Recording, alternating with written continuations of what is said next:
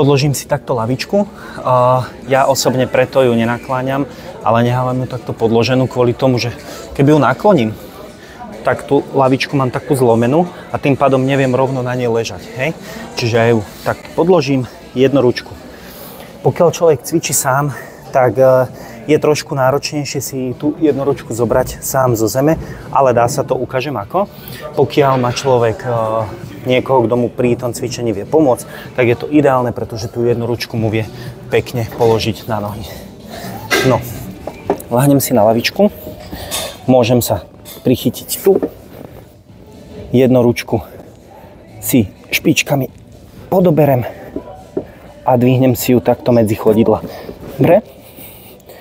A idem pekne dole do výstretia, hore do kontrakcie. Tu musím pekne cítiť tie zadné stehna.